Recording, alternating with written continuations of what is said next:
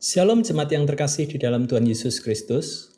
Penuntun Saat Teduh Sinode Gereja Kristen Jakarta hari ini, Minggu 28 Mei 2023. Tema renungan kita pada hari ini ialah terus-menerus diperbarui.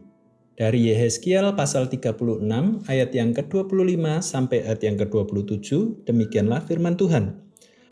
Aku akan mencurahkan kepadamu air jernih yang akan mentahirkan kamu dari segala kenajisanmu, dan dari semua berhala-berhalamu aku akan mentahirkan kamu. Kamu akan kuberikan hati yang baru dan roh yang baru di dalam batinmu, dan aku akan menjauhkan dari tubuhmu hati yang keras dan kuberikan kepadamu hati yang taat.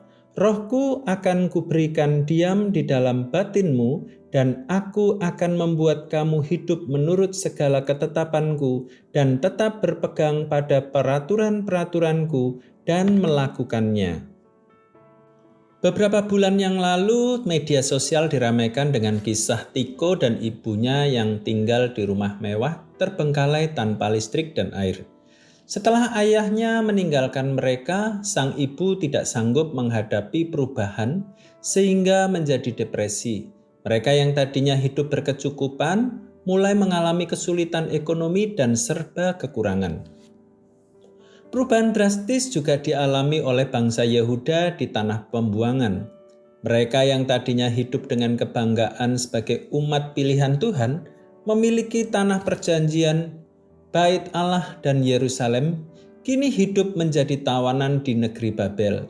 Kesombongan dan kekerasan hati mereka yang terus menentang Allah dengan melakukan penyembahan berhala dan tidak mau mendengarkan berita pertobatan yang disampaikan oleh para nabi telah mendatangkan murka Tuhan. Mereka dibawa ke Babel dan hidup sebagai bangsa buangan karena dosa-dosa mereka. Dalam keadaan terpuruk dan putus asa, Allah memerintahkan Nabi Yehezkiel untuk menyampaikan janji pemulihan kepada umatnya. Mereka akan mengalami pembebasan dan membawa mereka kembali ke negeri asalnya. Bahkan dengan anugerahnya, Ia akan menyucikan mereka dari segala kenajisan dan berhala, memberikan hati yang baru, yang lembut, dan mau taat pada ketetapan Allah, dan memberikan rohnya ke dalam batin mereka, sehingga menjadikan mereka sebagai pribadi yang baru yang dipenuhi oleh Roh Kudus.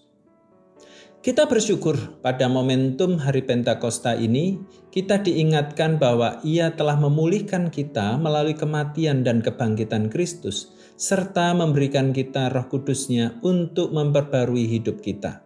Karena itu, marilah kita mau taat dan hidup sesuai kebenarannya dan menghasilkan karakter yang menyenangkan hatinya.